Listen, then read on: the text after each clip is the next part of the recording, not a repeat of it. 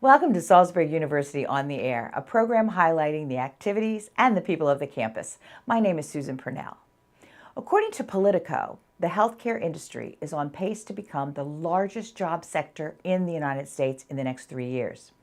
The country has experienced nursing shortages for decades, but an aging population means the problem is about to get much worse.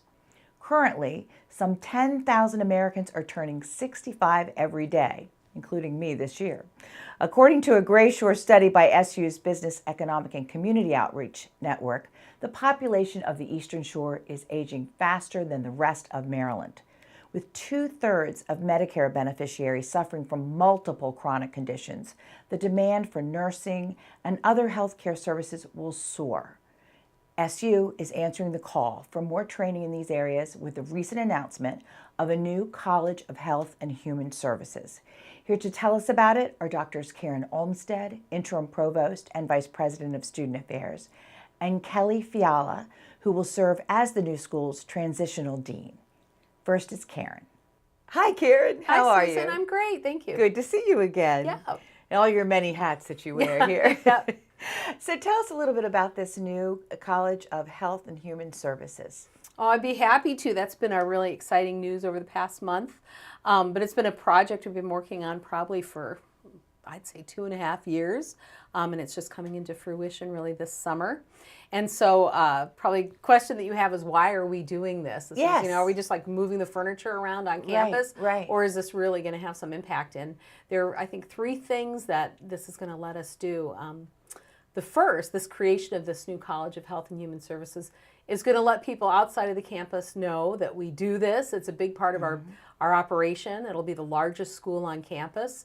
And so they'll know where to go. They'll know if they're interested in healthcare programs or human service programs like social work, really where that entity is. And right now that's sprinkled around campus. So that's one reason. And that's even true on campus internally. Sometimes students are confused about, where's the athletic training program, or where's the med What are lab the science? 3 schools that are going to be in the new There will be college? 3 schools within the college. You're right. Nursing, School of Nursing, School of Social Work, and then the School of Health Sciences that'll have programs ranging from athletic training to medical lab science, community health. It'll have about 7 programs, so it'll be pretty broad. And when is this new college going to open?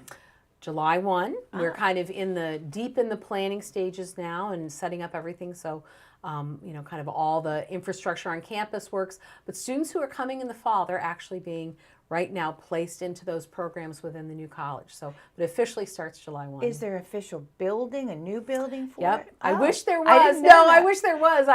That's a great question and an obvious one. No, but that's a goal for us because another real motivator for having the college is to kind of locate these programs and allow those faculty and students to interact.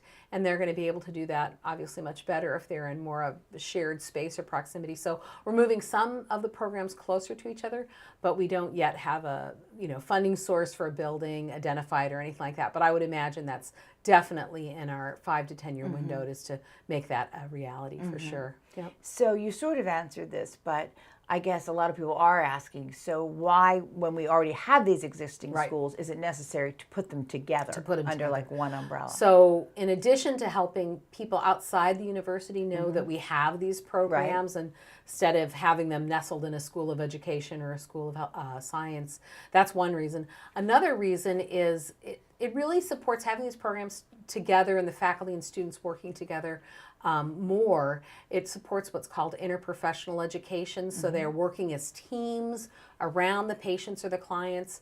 And a good example, I mean, there's so many examples, but a good example is, let's say, a high school student who has a concussion. That's going to involve the physicians, their maybe specialty practices, technicians, nurses, but also the school nurse, maybe a social worker, certainly the teachers, athletic trainers. So all of those folks, physical therapists, working together around the patient. Similarly, if it's an older person with multiple chronic conditions, you might have occupational therapists, physical therapists, speech therapists, cardiologists, endocrinologists, nursing professionals, social workers, all working around that patient together. So it supports that sort of team that concept. team, right, where the faculty are helping the students learn from each other and about each other and with each other. And so having this college, I think, will really facilitate that as well. Now, I'm a little confused about the words college versus Yep. school. So we have 4 schools right we now, do, right. and we have 1 existing college. We do. What is Yep. that? So that is a very good question as well. So we have an honors college, and that we call that our honors college because it has all the attributes of a fully mature honors program in terms of funding and support, and so that's called an honors college. The College of Health and Human Services, we really wanted to establish that as a college, so it could have all of these programs organized into the schools that I mentioned. That kind of made sense. So, School of Nursing, School of Social Work, and a School of Health Sciences. If you're a prospective nursing faculty member, and we really want to hire you, or a prospective social work faculty member, the fact that they were embedded in departments and kind of difficult to find made SU a less appealing place for them to come work. Most schools of nursing are either schools of nursing, colleges of nursing, or they're in colleges of healthcare. So we really wanted to elevate the profile of those programs so that we could recruit not only students but faculty, and also for grant funding. A lot of times we found that if we apply for grants, federal grants or state grants, it's confusing to the granting agency if they're a Department of Nursing and a School of Education. It's harder to get that kind of attention from funding agencies that we think will be able to pull if it's a School of Social Work or School of Nursing. I can understand that. It's confusing to me. Yeah. So we think that'll clear it up. Yeah. That said, we don't have any plans at this point to change our beloved Fulton School of Liberal Arts. That's what I was going to ask next. So No. none of the existing schools are going to change We don't have any to plans. colleges We don't at have any this, plans to do at that this at this point, point. right? No. Okay, so we've got all of the schools now, the Fulton School Yep. of Liberal Arts, the Henson School of Science and Technology, Right. the Purdue School of Business, right. and the Seidel School of Education. Right. All right. So will the new college have a name? Do we have a namesake? We would love for it to Okay, have a so name. we're looking for We're looking one. for a funder for Okay. sure. And I think a real distinguishing point and point of pride for our campus is that we do have the 4 endowed schools, but we felt like, even though we don't have a naming gift right now, it was too important to move forward rather than to wait for that. So I know that the president and the Salisbury University Foundation is certainly keenly aware of that need, and they're working on that. And we look forward to the day, hopefully very soon, when we have a named Right. College So of maybe Health and somebody Human listening today Yes, will say, hey, I'd like my name on that college. And if if maybe not on the college, if your passion is nursing or your passion is health sciences, it could be a named School of Health Sciences, School of Nursing. Right. So there's any number of gifting opportunities associated with this for sure. Well, healthcare is so very important here, and as I said in my introduction, particularly on the Eastern Shore right now, as our aging population is growing and growing. Is the hope that with this new college, we might be able to keep or capture some of these students back here at home? Absolutely. I mean, there's always the pull back across the bridge for some of our graduates, but I think having the college as an identified real resource for the region, it's going to strengthen our connections, I think, to healthcare and social service agencies by having this unit that's clearly identified as providing healthcare and social services education, or really better connect our students and faculty to the region. Certainly we're very well connected already, but I think there's even more opportunity to go. At our press conference a few weeks ago, I was just thrilled to see, the leaders of our regional hospitals and health department came because they see the value in it. So I think that'll build that bond. Also, in terms of the interprofessional education that I mentioned, that includes continuing education for practicing healthcare professionals. And I think if we strengthen that dynamic, we'll be more likely to retain the folks that graduate to work in the area. So absolutely, that's part of our mission. Well, this is so exciting. Thank you. It Yeah, really we're very is. excited. I'm sure, and I'm going to learn a bit more in just a minute. All right. Thanks so much for being here, Sure, Karen. Susan. Thank you. And now here's a look at what's happening on the campus in March.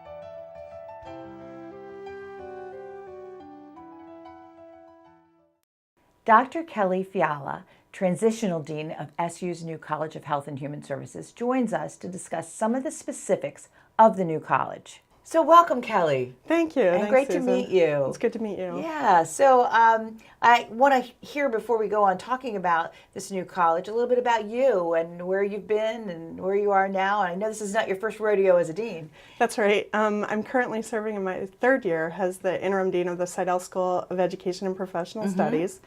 And that school has two of the departments that are transitioning to the new college. So that has social work and health and sports sciences. Prior to that, I served as the chair of health and sports sciences, where I was an athletic training faculty member. Good. So you're going to be pretty comfortable in this. Yeah, I new feel job. pretty good about it. Yeah. Now, we talked briefly with Karen about the three schools. If you could just sort of describe to me what they are and what their purposes are. Sure. So she mentioned that we have a School of Nursing. So that's going to be focused on all degree levels of nursing, and including our first doctoral program on the university's campus.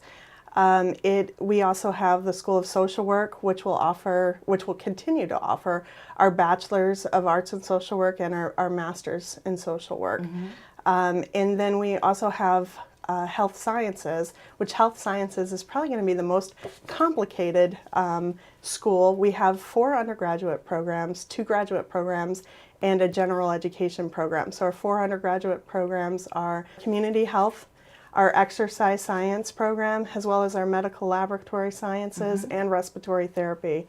At the graduate level, it's a lot. At the graduate level, we'll offer our applied health physiology and our athletic training degree programs.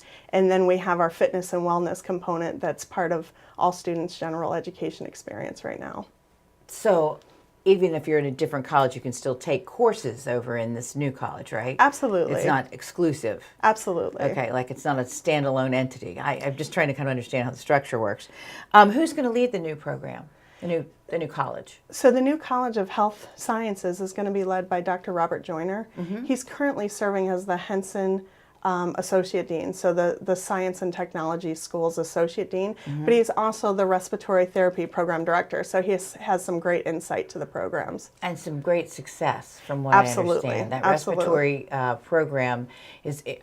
do we have the largest number of graduates from that anywhere in the United States? Is that what I read? That is correct. So we graduate about Amazing. 33 students on average a year. So that's bigger than some of the very large schools like Texas State and Georgia State that are closer to 30. So it is a big program, but not only are we graduating several students, they're strong, quality students. We have 100% placement on those students that are seeking out careers in respiratory therapy or continuing education. So that's a pretty good career path. It's not a bad career path. Yeah. There's definitely jobs.